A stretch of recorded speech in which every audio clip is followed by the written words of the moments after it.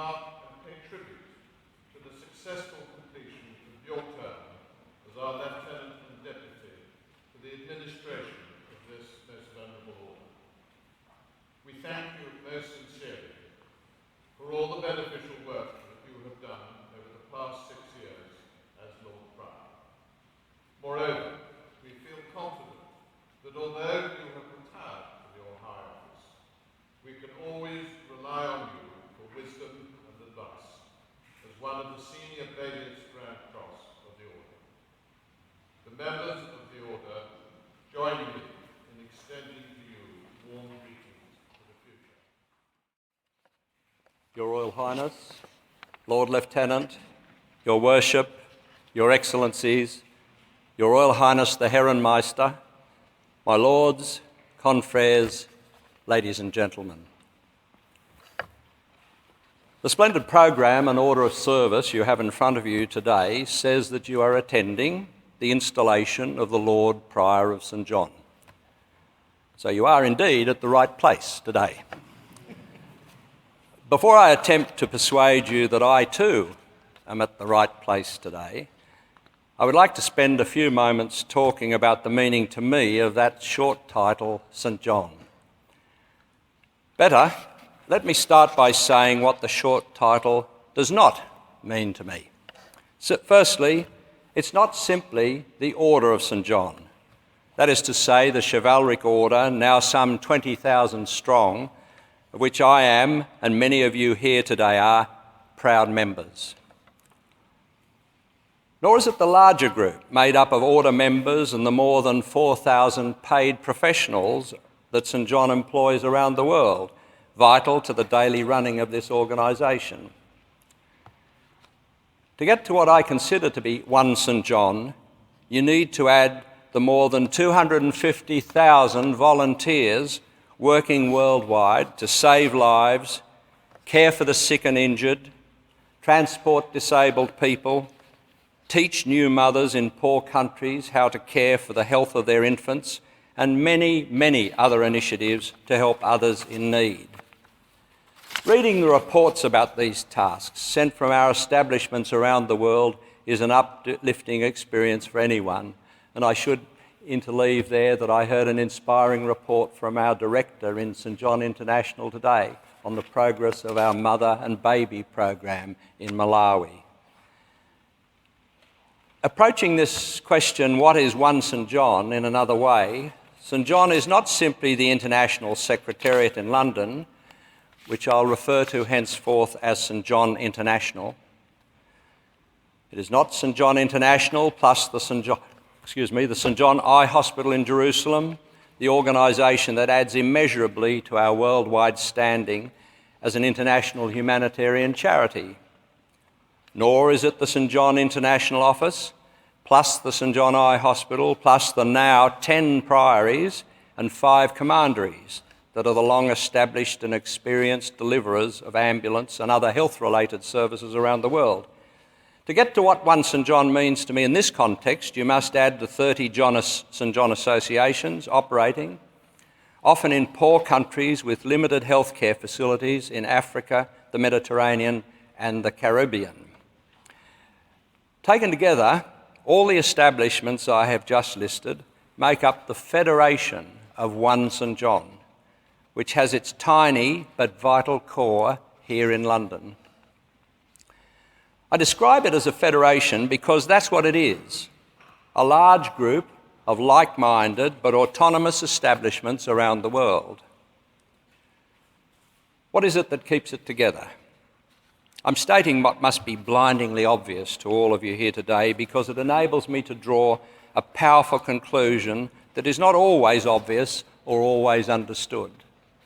That is that St John draws much of its strength and consequently most of its power for doing good by adding to a small but hard-working centre the strength and capacity of a substantial number of professional employees assisting the massive body of trained volunteers, all under the guidance of the disciplined and devoted body called the Order, producing a result which everywhere exceeds the sum of its component parts.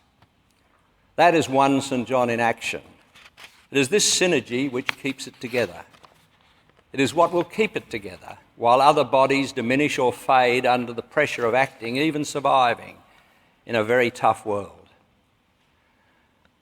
Looking at this synergy from another perspective, when I add the experience and capacity of a relatively small number of priories and commanderies to our more numerous but enthusiastic and devoted St John associations, will produce, indeed in some places is already producing, a result which will substantially exceed the sum of its parts. That is, again, to me, the power of the federation of one St John. But there is yet another, sometimes overlooked dimension to our St John, which I must add. I'm greatly honoured that we've been joined today by senior representatives of the other Johannine orders. Our orders are joined as an alliance in both formal and informal collaborations on a regular basis. And much more is possible with the goodwill and noble intentions that are so clearly visible. In that context, I'm thrilled that my predecessor as Lord Prior is now honorary president of the formal alliance, meaning that contact amongst us will be even more likely and thus even more productive than before. Your Royal Highness, it is the present and future synergies of which I've spoken at some length that excite me most about the task you've given me as Lord Prior. I see it as my task to lead the most venerable order of St John in a manner which, while protecting what it is and what it has already achieved, builds for future needs that it will be called upon to meet. My task as Lord Prior is to lead, to protect and to build. I therefore commit today to lead One St John by providing strategic leadership to our international organisation in the wide sense I have described, and by promoting harmonious, close and cooperative relations between Grand Council and the St John establishments which do the hard work on the ground. Second, I commit today to protect One St John by acting as an informed and vigilant trustee to our charity, and by remaining closely involved in the order, its actions and its appointments to senior positions around the world, but not to intrude into areas that are properly the concerns of individual establishments.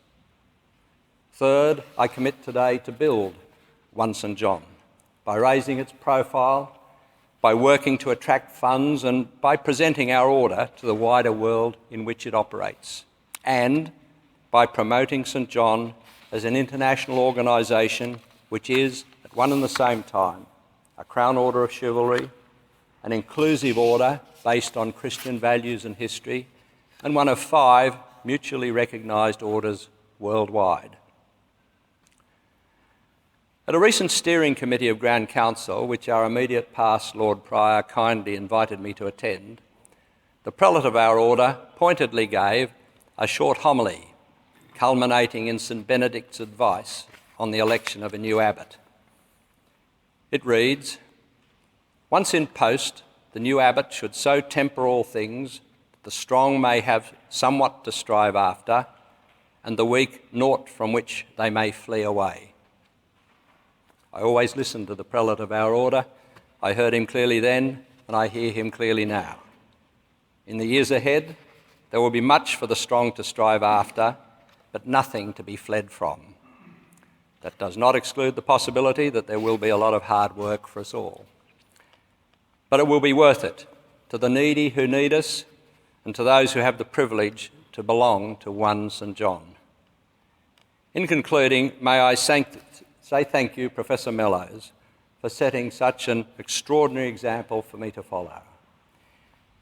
Thank you, honoured guests, for sharing this day with me and for witnessing the commitments I have made. And thank you, Grand Prior, for giving me this special honour to serve Her Majesty and you as our Order's Lord Prior. I trust and believe that on looking back a few years hence, you will find you did indeed put me in the right place today.